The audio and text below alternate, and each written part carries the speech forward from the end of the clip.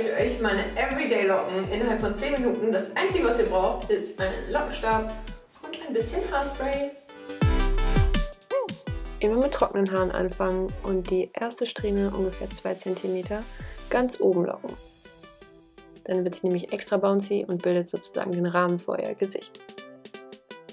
Loslassen, kurz halten, damit die ein bisschen abkühlen kann und die Locke ihre Form behält. Bei den anderen Haaren verfahren wir ein bisschen tiefer, damit das Volumen auch eher unten ist und nicht ganz oben.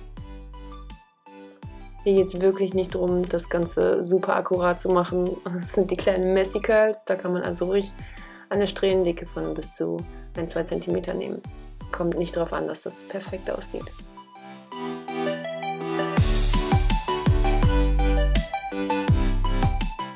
Ihr hält die ungefähr für 5 Sekunden und lasst die dann ungefähr nochmal 5 Sekunden auf der Hand auskühlen. Weil genau dann behält sie nämlich ihre Form. Ich zeige es euch hier nochmal von nahem. Also ganz normal die Strähne nehmen, einfach ums Glätteisen rumwickeln, kurz halten und wieder in die Handflächen fallen lassen.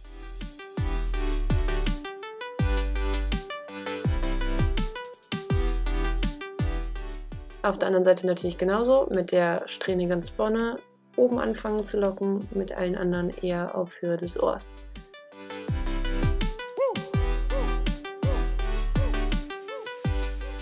Auskühlen lassen und runterfallen.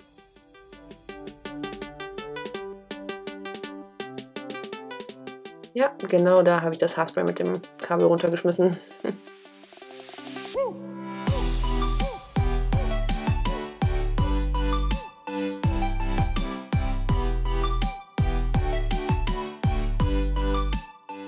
Und wenn ihr alles gelockt habt, einfach über Kopf, ganz viel Haarspray und die Haare gut durchkneten und dann absolut dramatisch nach oben werfen.